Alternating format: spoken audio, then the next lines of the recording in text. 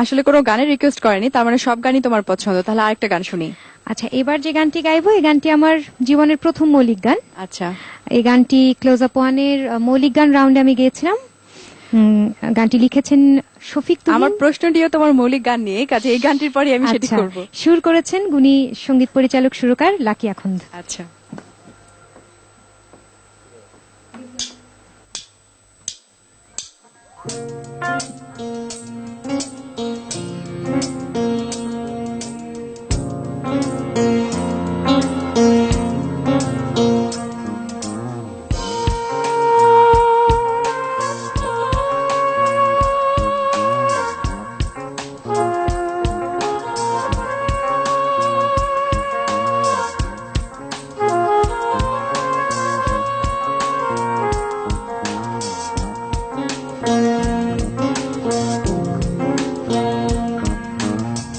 আমার কোনো জায়গা নাই রে, কোনো জায়গা নাই ও বন্ধু, আমায় দিও ঠাঁই।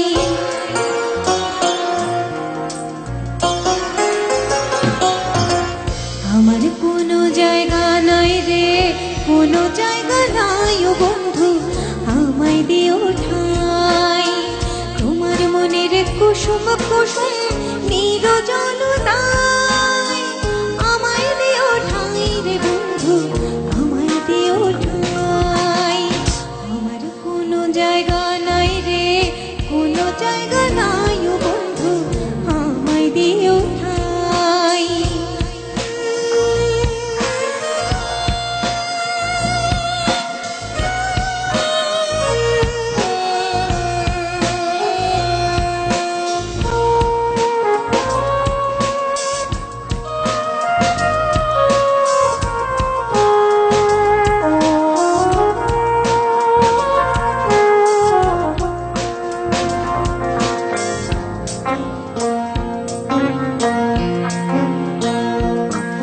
আমি বাউল হতে চাই রে বন্ধু, বাউল হতে চাই।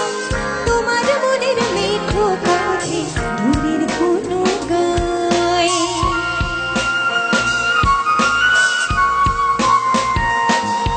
আমি বাউল হতে চাই রে বন্ধু, বাউল হতে চাই। তোমার মনের মিঠো পথে দূরের কোনো গায়।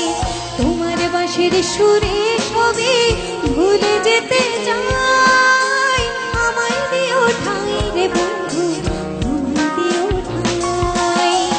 আমার কোনো জায়গা নাই রে, কোনো জায়গা নাই ও বন্ধু, আমায় দিও ঠাঁই।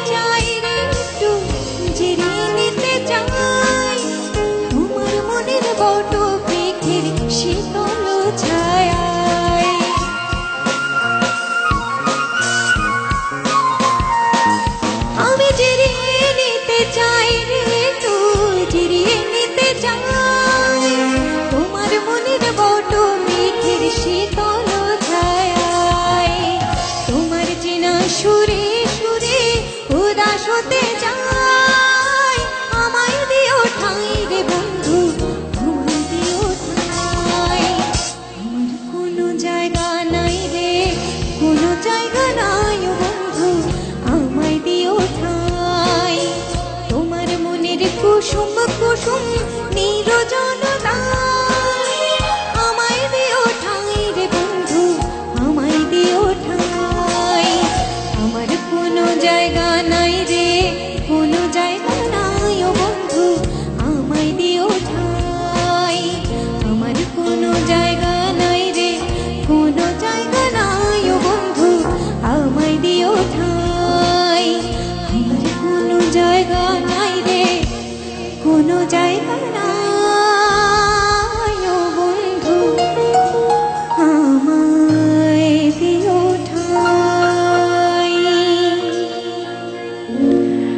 এই যে মৌলিক গান করা, নিজের গান লেখা, নিজেই সুর করা, গাওয়া, তো যে গানগুলো তুমি নিজে করো এবং অনেক গানই আছে যে অন্য একজন করে দিচ্ছে, সুর করছে, তো এই দুটোর মধ্যে কি তোমার কাছে নিজের গানগুলো একদম আপন মনে হয়, মানে নিজের সন্তানের মতো লাইক দিস?